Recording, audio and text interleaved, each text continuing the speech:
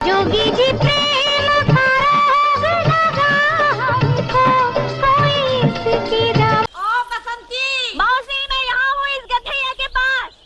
अरे वो छोकरिया दिन भर हवाई घूमती हो, मगर मैं कोई काम बोलूँ तो जू नहीं रेंगती कान पर। ये कहानी है उस मौसी की जिन्होंने फिल्म शोले में हेमा मालिनी यानी बसंती की मौसी का किरदार निभाकर उसे अमर बना दिया। नाम है लीला मिश्रा। पक्का?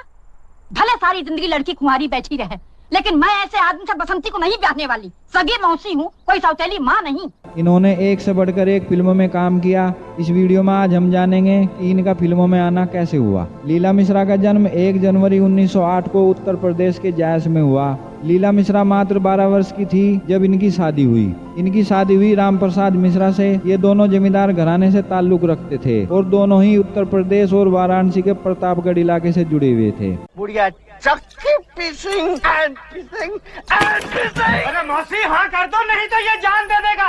अरे कैसे हाँ कर दूं दीनानाथ जी। उस वक्त फिल्मों में काम करना जमींदार घरानों की शान के खिलाफ माना जाता था, मगर इनके पति जरा अलग विचारों के व्यक्ति थे। ये नाटक मंडली में काम किया करते थे और धीरे धीरे ये फिल्मों में आ गए। इसी वजह से राम प्रसाद मिश्रा बॉम्बे से वाराणसी और प्रतापगढ़ आया जाया करते थे। फिल्मों में आने से पहले लीला मिश्रा मात्र 17 वर्ष की उम्र में ही 2 बेटियों की मां बन चुकी थी। जाए दे अपनी बुआ और फूफा के घर में तक तिनका भी नहीं तोड़ती, तो यहाँ कौन सा घास उखाड़ेगी। दरअसल लीला मिश्रा को फिल्मों में लाने का श्रेय मामा शिंदे को जाता है, जो कि दादा साहब फाल्के की नासिक सिनेटोन कंपनी में काम किया करते थे। मामा शिंदे चाहते थे कि लीला मिश्रा फिल्मों में काम करे और उन्होंने ही लीला मिश्रा के पति को इस बात के लिए मनाया भी था। कैसा भूत बुआ, मैंने काला मंत्र पढ़ के जो फूंक मारी तो फट से जल गए मौलाना। क्योंकि उस वक्त फिल्मों में महिला कलाकारों की भारी कमी हुआ करती थी, इसलिए उस वक्त राम प्रसाद मिश्रा को मात्र 150 रुपए और लीला मिश्रा को 500 रुपए महीना फिल्मों में काम करने के लिए तनख्वाह पर रखा गया था।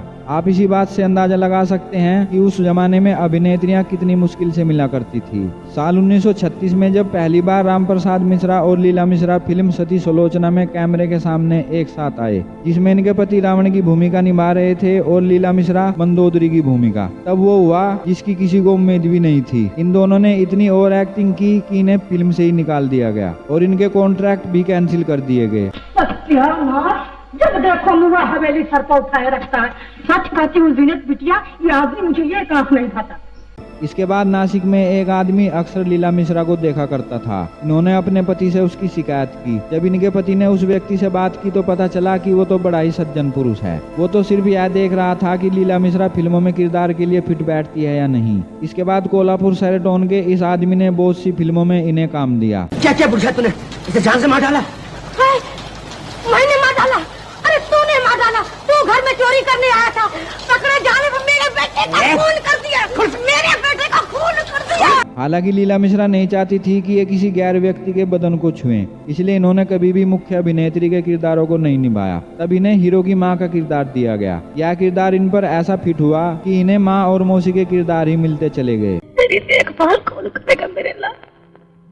मुझे भी अपने साथ ले चल, मैं भी इस घर में एक पल नहीं रहूंगी मेरे बच्चे।